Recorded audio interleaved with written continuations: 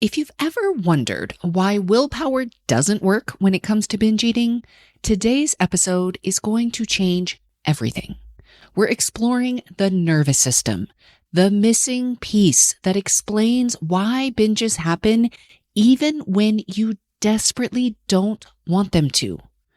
Understanding this one thing might be the breakthrough you've been searching for.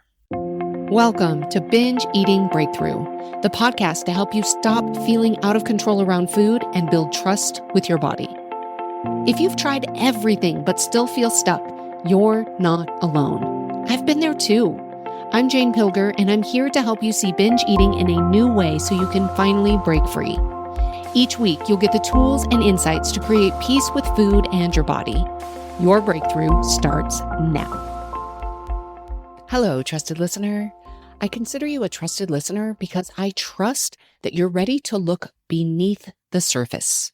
I trust that you're willing to understand your struggles with food, not as failures of willpower, but as information from your body that is trying to help you. So today we're talking about something that was absolutely the missing piece in my own recovery, and I've seen it be the same for so many of my clients. We're talking about the nervous system and what it has to do with binge eating. Now, I know for some of you, when you hear nervous system, this might sound clinical or complicated. But I promise you, by the end of this episode, you're going to have a clear, simple understanding of how your nervous system works and why it matters so much when it comes to your relationship with food. Now, here's what I want you to know from the start. Your binges are not a character flaw. They do not mean that you are broken or that you lack willpower or discipline. Your binges are your nervous system's attempt to regulate itself, to bring you back to safety. And when you can see them through that lens, as information rather than failure, everything changes. And even if you're somebody who doesn't really resonate with binge eating, but you do sometimes eat food when you don't want to, oftentimes it is a result of the nervous system trying to use food to regulate the nervous system. So let me start by giving you a really simple framework for understanding your nervous system. When I first learned about the nervous system, I learned through various models, polyvagal theory, the window of tolerance, and they're super helpful, and I still use them to this day.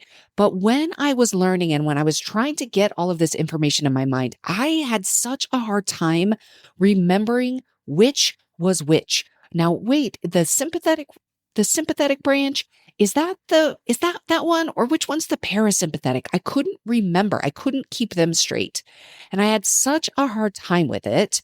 So because of that, if I can't figure this out, and I have been reading this and I have been listening to this, I'm probably not the only one who has a hard time kind of remembering which branch is which and what does this mean and what is that. So I have simplified it in a way that made sense to me. And this is the way that I teach it to my clients. And it's what I'm going to teach you here on the podcast today. So I like to think about the main kind of area of your nervous system when you are grounded, when you are regulated, when you are calm. I like to think of this as home base. So you can think of your nervous system as having a home base. Some people call this the window of tolerance. This is the range where you are grounded in your body. You feel present. You feel safe. And when you're in home base, you feel more calm, more able to access your intuition, your thinking brain. You can think clearly. You can access your prefrontal cortex. You can make decisions that align with what you actually want. You can make progress towards your goals. You can have a conversation with somebody and really hear them and be able to see different perspectives.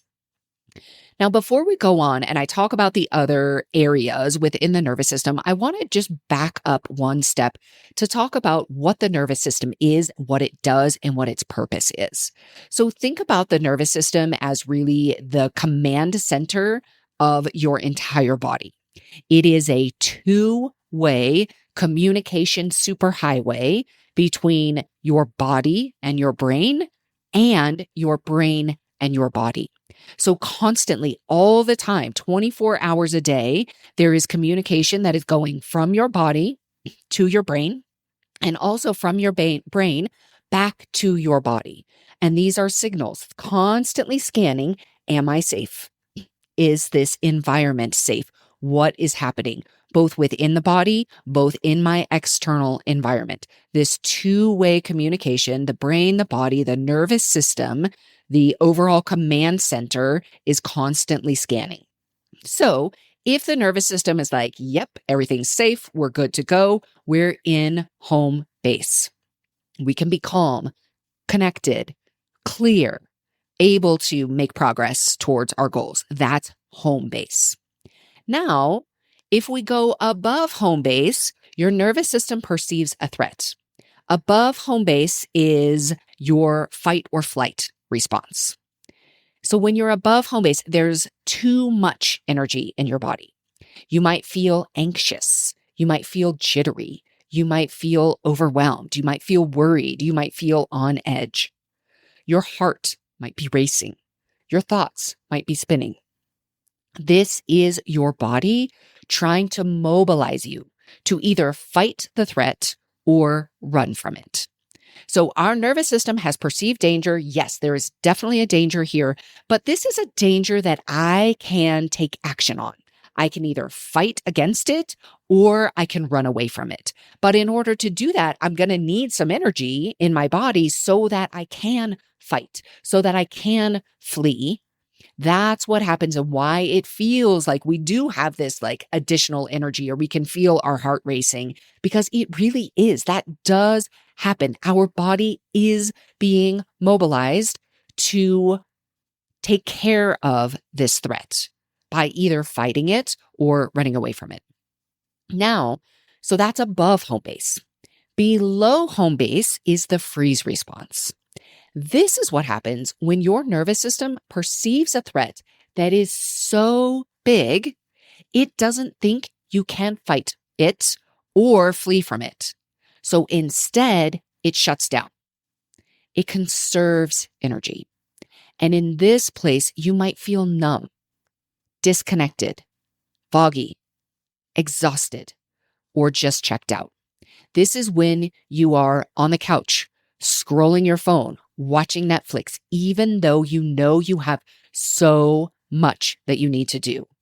But what's happened is that your nervous system has decided that this threat, it's too much. It's more than I can bear. So what's really interesting is that it feels like there's less energy happening in the body, because there really is that freeze response. There is less energy in the body. But a freeze response is often an indicator of an even larger perceived threat. It is so big, I can't fight this. I can't run away from it. So I'm going to have to literally just play dead. And you see this in animals. Most animals will run from a threat, or they will fight if they believe that they have the ability to fight back. But you see a lot in I don't know if you actually see it, but you see videos of it anyway, of animals in the wild who literally play dead when there is a threat that is more than they can run away from. We do the same. Now, there's another response, which is called fawning. And this is a kind of hybrid response. So fawning happens when there is a perceived threat, but your nervous system doesn't think it can be handled through fight or flight. So instead, you try to appease, to keep the peace, to make yourself smaller or more pleasing. And there's often a detachment from yourself in order to survive the situation. So you might know that this is more than you can bear. You might know that this isn't something that you want, but it also feels really dangerous for you not to appease or do the thing that somebody else wants you to do. So this can happen in a lot of different ways and in a lot of different environments and relationships. Now, so those are kind of the basics about the nervous system, home base, above and below, and then fawning, which is kind of that hybrid response. But here is the key thing to understand. This is all about perceived threat of the nervous system. It actually doesn't even matter if there is an actual threat or not. Your nervous system is constantly scanning the environment and your internal world, what's happening inside, and it's asking the one question, am I safe? And based on what it perceives, it will move you above home base, below home base, or it will keep you in home base if it perceives safety. So you might be asking, okay, like that's nice, but what does this have to do with binge eating? Well, the answer is everything. So let me share a story about a client of mine that really illustrates this. When I first told her about the nervous system and these different states, something really clicked for her. She started checking in with herself throughout the day and just noticing, where am I right now in my nervous system? Am I in home base? Am I above home base, feeling anxious or activated? Or angry or frustrated? Or am I below home base, feeling shut down, feeling hopeless, feeling depressed? And here's what she discovered. She realized that almost every time she had a craving or an urge to binge, she was not in home base. She was either way above it, feeling stressed, overwhelmed, like she had too much energy coursing through her body, and she wanted to do something about it, or she was below home base, feeling numb and disconnected and exhausted. So once she could see this pattern, she started experimenting. And when she noticed she was above home base, instead of automatically reaching for food, she would pause and ask herself, what do I need to bring myself back to home base? Sometimes it was movement, going for a walk, doing some sort of quick motion, shaking out her body. Sometimes it was breathing exercises, calling a friend, or journaling. Things that helped drain some of that excess energy in a way that actually regulated her nervous system.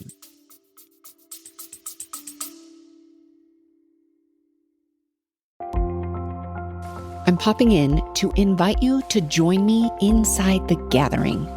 It's a monthly space where you can stop trying to fix yourself and start learning to listen to yourself.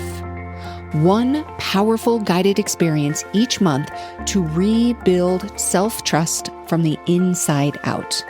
The first session is January 21st, and if you join by the 20th, you'll lock in a founding member rate.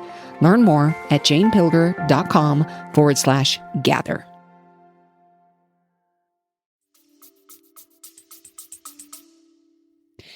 And here is what is so important to understand. When you're above home base with all of that activated and excess energy, food actually can help bring you down.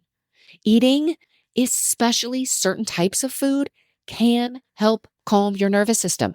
That's why it works. It's why your body learned to use food this way. But here is the problem. Often, especially with binge eating, we don't just come back down to home base. We eat and eat and eat, and we go straight through home base, and we drop below it into that freeze response. And now we're shut down. Maybe we're feeling guilty and ashamed, feeling low energy and disconnected.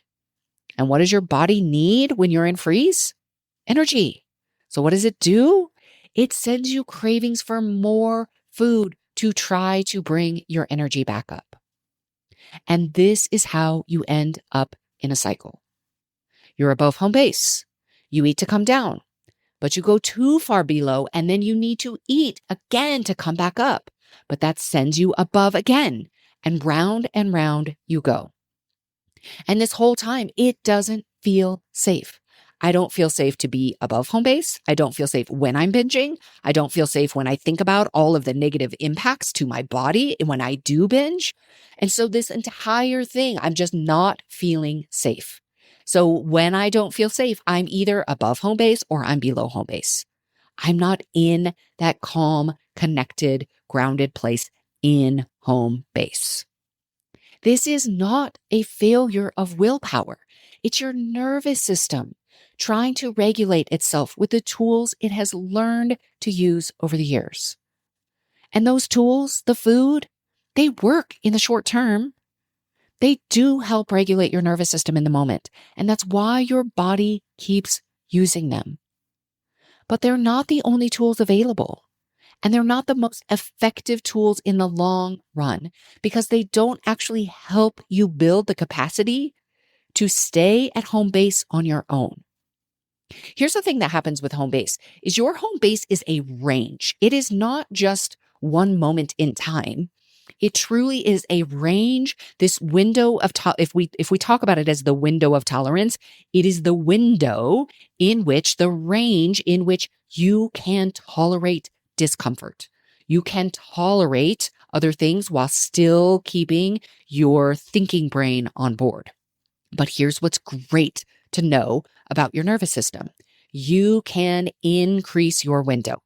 That range that you are in home base right now might be very small. Mine used to be so small.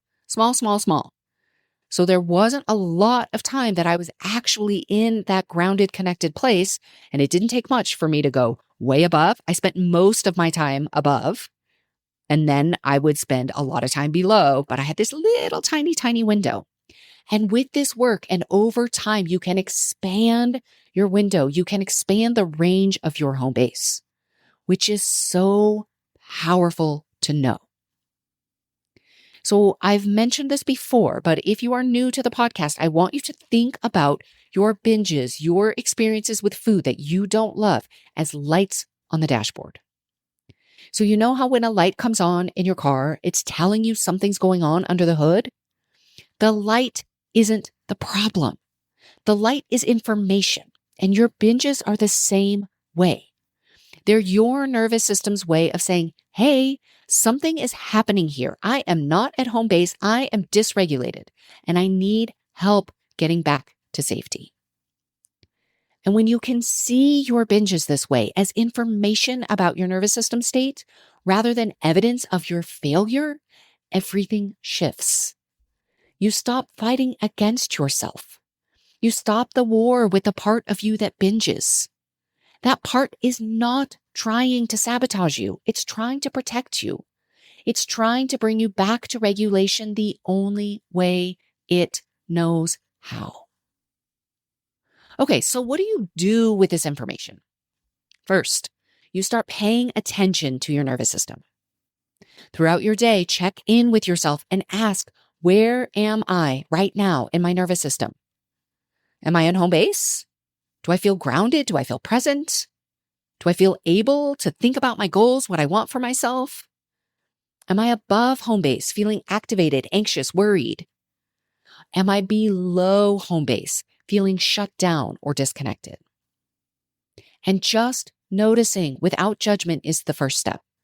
You all know, if you've been listening to this podcast for a while, awareness is always the first step. You're gathering information about your patterns. When do you tend to move above home base? What triggers that? When do you drop below? What are the signs in your body that tell you where you are? Second, you can use my 3 powerful questions. What do I notice? What do I need? What's next? What do I notice? I notice I'm feeling really anxious and my thoughts are racing. I am above home base right now. What do I need? I need to release some of this energy and bring myself back to calm. I need to send my nervous system a signal that I'm safe. What's next? Maybe I go for a walk. Maybe I do some deep breathing. Maybe I call a friend. Maybe I do eat something, knowing that is one way to bring energy down. But now I'm doing it with awareness, and I can also try other things alongside the eating or instead of it. The goal isn't to never use food for regulation. Food is one tool, and it's not a bad one. The goal is to have multiple tools, so you're not reliant on just one. And the goal is to build your capacity to return to home base and stay there more consistently, so your nervous system doesn't constantly feel like it's under threat. I'm going to tell you a story really quick. Right before I recorded this podcast episode, I checked in with my husband and I asked him how he was doing. And he was like, I'm feeling really overwhelmed right now. We didn't specifically talk about the 3 powerful questions, but literally that is the conversation we just had. He told me, he said, I'm really overwhelmed. I'm feeling pulled in a lot of directions, and I can feel myself just wanting to escape. And so I asked him what he needed. We had a conversation. We had a meeting planned later today where we were going to go over some things. He was like, I think I need to just free up that space for myself. No problem. He went and did he went outside, did a couple things outside. He said, then I'm going to come back in. I want a hug. And then I'm going to go back to work. And I know that I can put in a solid couple of hours before the end of my day is done. And it was like such a beautiful thing to really see. He was watching himself. He saw himself. He was above home base. He was feeling overwhelmed. He watched. He was like, I see myself wanting to escape. That fight or flight, right? He was wanting to flee, but he could see it. He could talk about it. He gave himself space. He went outside. We talked through it. He got a hug. And then he was like, okay, I actually feel capable of doing this just for this little period of time. And then I know I'll get another break. It's a beautiful example of recognizing your nervous system and doing something to regulate it as opposed to just escaping, which could have been very possible. This is deep work. It's the work of learning to feel safe in your body, of addressing the underlying reasons why your nervous system gets triggered in the first place, of slowly expanding your window of tolerance so that things that used to send you above or below home base don't have the same effect anymore. Now, here's something that I want you to know. One of the most powerful ways to regulate your nervous system is through co-regulation. That means being around other people who have regulated nervous systems. Their calm helps regulate you. This is why having support matters so much. This is why working with a coach or being part of a community can be so transformative. This is why that brief 3-minute conversation I just had with my husband, he also was able to get there through co-regulation because my nervous system was calm and regulated. He was able to borrow some of that from me. Your nervous system learns regulation not just through your own efforts, but through experiencing what regulation feels like in the presence of someone else who is regulated. That is co-regulation. I've actually done an entire episode on this topic, and I'm going to link it in the show notes if you want to go deeper on the topic of co-regulation. Now, speaking of co-regulation, I want to tell you about something I am really excited about. I am launching a new offering called The Gathering. The Gathering is a place where you can slow down and start listening to your own inner wisdom so you can rebuild trust with yourself. It's a monthly experience where you practice being in your body, getting quiet enough to hear what's really true for you and learning to trust what you hear. And one of the ways that the Gathering supports this is through co-regulation. Being in community with others who are also doing this work helps your nervous system experience what safety and calm feel like. Even if you feel like you can't regulate your nervous system on your own right now, being in the Gathering will give you that experience. And over time, your nervous system learns. It learns that it can be safe. It learns what home base feels like. And that is when sustainable change becomes possible. Now, I also want you to know the Gathering is not specifically about food. It is about learning to slow down, to create safety and to listen to your inner wisdom, to start trusting yourself more. It is not a food-specific place, but it is a place to regulate yourself, your nervous system, to create safety so that you can hear what is really true for you. So if you're interested in joining us, you can find all of the details at janepilger.com/gather. We start next week. And if you join before our first call, you're going to get special founding member pricing. But whether you join the gathering or not, what I want you to take away from today is this. Your nervous system is not your enemy. Your binges are not your enemy. They're information.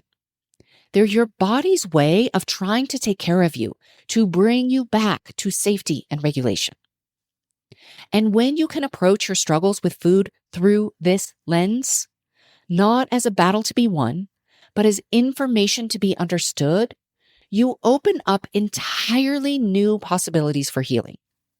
You stop fighting against yourself and start working with yourself. And that changes everything. Next week, we're going to build on this foundation by talking about how to set goals that work with your nervous system instead of against it. Because when you understand your nervous system, you can approach change in a completely different way. One that actually feels sustainable and supportive. And until then, just practice noticing. Where are you in your nervous system throughout your day? What do you notice when you're in home base versus when you're above or below it? What do you notice about your eating patterns in relation to these states? And remember, you are gathering information. You are not trying to fix or change anything yet. You're just learning the language your body speaks. And that is the first step toward everything else. That's what I have for you today. I'll see you next week. If you know you want to rebuild self-trust, if you know you want to stop looking outside yourself for answers and start listening to the part of you that already knows what you need, but you can't seem to do it on your own, I want to invite you to join me in The Gathering. It's a monthly space where you can reconnect with yourself and rebuild trust from the inside out. Learn more at janepilger.com/gather.